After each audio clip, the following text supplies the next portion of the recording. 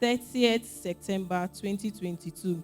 He got into the position through the gun. So they were the young persons that got tired of the colonial masters' reign and rule in their countries and all of that. They were tired of everything and they decided to take over their country with the guns. He's currently the youngest serving president in Africa. We have the second, Mahamat Debit from Chad.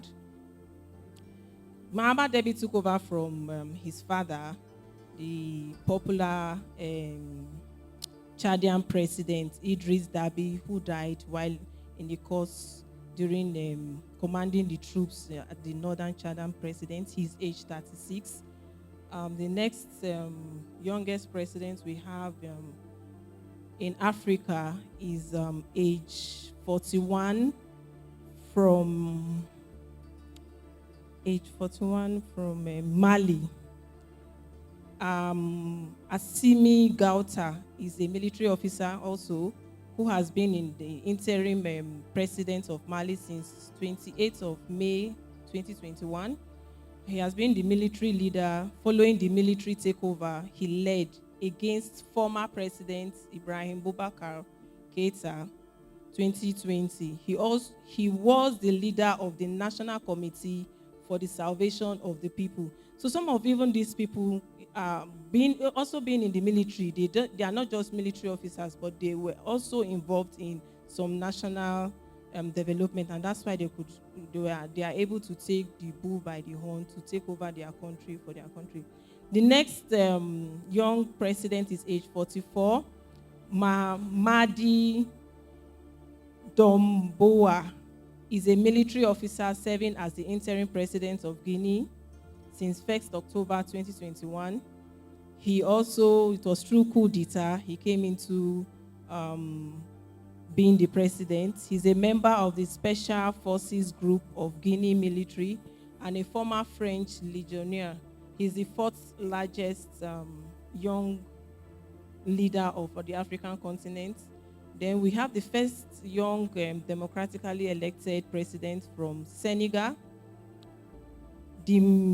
Diomaye Faye is the fifth and current president of Senegal, sworn in on April 2nd, 2024. He's a lawyer, he's a tax inspector, he's a politician who ran for the office of the president in the place of disqualified candidate Usman Sonko. Faye is the African youngest democratically elected president and the fifth youngest. We have the sixth from Ethiopia, the Ethiopian Prime Minister. He's age 47. He's also a politician. He didn't come in by the gun. Then we have the last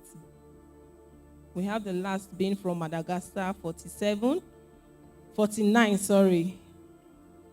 He's 49 and he's also a politician. He didn't come in by the guns. So I'll go on with my presentation. Significance of youth in African politics. Our demographic influence as young persons. We constitute a substantial portion of the African population with about 60% of its continent, like I earlier said, population under the age of 35. This demography gives us a potent voice in shaping future politics. The second is we are catalysts for change. As young people, we have historically been at the forefront of social and political movements across Africa, just like we've just seen some of the presidents I've just listed above, such as anti-colonial struggles and contemporary movements demanding democracy and good governance. Example of, for instance, here in Nigeria, we have the NSAS protests, which we did cut across some section of the country, and it was championed by young persons. The next is innovation and technology adoption. Young people, the youth are often more adaptable to new technologies and digital platforms, like we can all see the Gen Zs, the Gen Alpha, and we have the Gen Beta now, which they utilize for political mobilization, advocacies, and raising awareness on critical issues. The, one of the significance also of youth in African politics is to demand for accountability. And let me digress here a little. When Sir Femi was making his welcome remarks or introductory remarks, he talked about getting a communique and just giving it to the necessary quarters, and that is it. No, that shouldn't just be it. We should get involved. After submitting it, we should not, that is why we voted the people we have now as legislators into office. So we should make them accountable to why the resources we've given to them outside these policies or the documents we're giving, they are using our money. So they should be accountable to us. And our honorable, and thank God she's also a female, she's in the field now, hoping that you'll be in the house. We've already seen you in the house anyway, so it's not something negotiable. The city center and Abuja, we know that women are capable. We've seen that in the past 2 weeks, not just the Super Falcons, the Tigress too.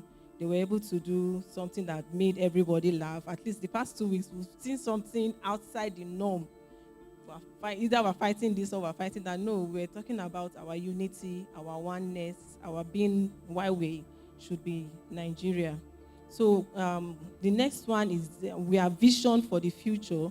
Young leaders bring fresh perspective and innovative solutions to pressing issues, including climate change, education, unemployment, healthcare, which are crucial for sustainable development. A lot of us are into that space. I'm a CSO person and also an NGO person, and we go into the communities to do some of these advocacies. Political participation, encouraging youth participation in political process. A lot of persons have said this. Our honorable being one of them. Also, she's talked about our participation, not just sitting down behind the keypads, talking, abusing this, abusing that, complaining, wailing. Let's get involved. If we infiltrate these parties, people say politics is dirty. Why is it dirty? It is because we allow dirty people to be there. So clean people, let us infiltrate this party and clean up the system. Network and the next one is network and coalitions. Youth organizations and coalitions promote collective actions and strengthen civic engagement, allowing young people to have a more substantial impact on local and national policies. We have Yaga, for instance, who is championing some of these networks as young persons. Yaga Africa. Cultural change agents as well. We've said so much about Africa. We've said so much about ourselves. So even we now, we are more of the change agents. So it should be beyond just talking and going into action. As much as it is, we should patronize made in Nigeria, buy Africa products. The next one is potential for economic growth. Like I said earlier, with 60% of our population. So engaging youth in politics also supports broader economic development, as policies that empower young people can lead to innovation, entrepreneurship, and job creation. Why youth engagement in politics matters. Why does it matter that youth should be engaged in political space? The youth in Africa are crucial for promoting democratic governance, driving societal change, envisaging a more sustainable and equitable future.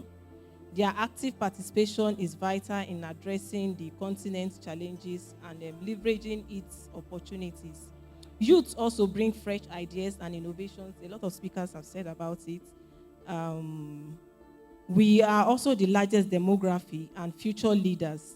Okay, somebody said someone from Malawi said we are not the future leaders anymore. We are the today leader, and that's why some of these countries' youths have taken the bull by the horn to take over their country and make it a habitable place for them and their citizens. Addressing youth unemployment and social issues through policy strengthening, democracy, and governance. The next is Nigerian young people can channel passion from protests into strategic civic engagement. Seeing youth as architects of democracy motivates them to overcome apathy and demand for a better future. Strategies to empower youth in politics: have civic education and leadership training, like what we are having now. I believe it's civic education and it's also a leadership training for so many of us, a platform like this. Creating youth quotas in political parties and governments. I think I'll give that to these governments. They are doing well for both the female gender and the youth, bringing them into government positions. I'm encouraging youth-led political organizations and movements like Yaga Africa, like African Youth Union Commission, where I'm from. Some other youth-led organizations that have been championing a lot of advocacies on good governance and youth participation. I'm leveraging technology and social media for political engagement. I think this is where we are now. We are in the fourth revolution era. So it's more of the technology while we campaign. So I think, Honorable, you take that into one of your campaign policies. Engage more. You are in the city center, so it's not one of the rural communities. So you know how you capture your audience as well. Mobilizing youth through digital platform like the obedient movement in the build-up to the 2023 general election. You saw how that play out. Even though they had some physical, but before they started the physical meeting, they were meeting. It started online. My next slide is a call to action now, reclaiming our future. Mass mobilization and infiltration of youth in all political parties. Like I've said earlier, let's infiltrate these parties. Let's get involved. And getting involved, like she said, we could start from the ward, from your unit, from your ward, and build yourself up to that level where we can take over the system. So we should not just be voters alone. We should also aspire to run, like some of us did. And well, thank God, one of she has been able to get the ticket. But I went into politics because I was tired of complaining. Really, I wanted to see what is in that space that people have been complaining. People have been saying, no, it's a place for is then politics is dirty or politics is that. So I want to have a first-time experience, and I want to see how we can penetrate and infiltrate that system. And I decided to throw in my towel and run for it. And truly, trust me, like she said, it wasn't. I don't know. I'm still trying to recover from the whole thing that happened, because at some point I thought I've gotten the tickets, but from nowhere something just came up and something happened, and I was just thrown in the dark. I was even petitioned to the CP SWAT for threats to life. It got to that stage. They expect where they feel the person that petitioned me felt they have the police at their arm, and they felt the police should hold me until after our primary elections, and then maybe by the next week they release me and all of that. But our Nigerian system, as in, how did they say it? Do you know who I am? You don't know who the people I know or the persons I know that can free me. So that was how I only just went and made my own statement and I left. But after leaving there, that's where I made up my decision to withdraw. I actually withdrew from the race. So our call to action again, reclaiming our future. But that does not mean that I will not still be in the system. That I withdrew does not mean I will not be in the system. I'll still be in the system because there's still a future ahead of us. Promoting inclusive policies that address youth needs, youth quotas, like we have said, foster collaborations between governments, NGOs, CSOs, youth groups, community engagement, students and youth club. As youth clubs should hold mock elections. We do that a lot in African Youth Union Commission. It's a youth organization anyway, cut across the 54 AU member states. And what we do is we advocate for the AU Agenda 2063, the African Continental Free Trade, and the UN SDGs. So as much as possible, we go down to primary, secondary schools, universities, and try to, we have what we call the mock AU simulation, like when the head of states meets at Addis Ababa. So we also train these children in those in those ways, as in they become legislators at that level as well. We support also support youth candidates and political initiative. So in conclusion, I have some quotes from Nelson Mandela here. Young people are capable when arose of bringing down the towers of oppression and raising banners of freedom. That was Nelson Mandela. And I have Akon here from Senegal. He said, we are the generation that make the change. We have the power to redefine our future. Wagari from Kenya said, it is the little things citizens do that will make the difference. My little thing is planting a tree. My little thing is engaging the youth at the community levels, is holding government officials accountable in carrying out their duties. That's my little thing. And then in conclusion, when young people stand united, arms linked, and optimistic, they embodied resilience and hope. Nigerian youths can truly build the future by voting, volunteering, and demanding reforms. By coming together across ethnic and religious lines, we will elevate Nigerians' democracy. As African visionaries say, the time has come to listen to the youth, the time has come to listen to youth. Let them learn by doing and lead with them at the table. And thank God we are having that conversation now at the AU headquarters in Addis Ababa, where young persons should not just be by the side. We should also be at the table, because you cannot shave a man in his absence. We are discussing about youth, and nobody in that whole parliament is a young person there. So how do you even transmit power to a young person? So that's the advocacy that is going on now.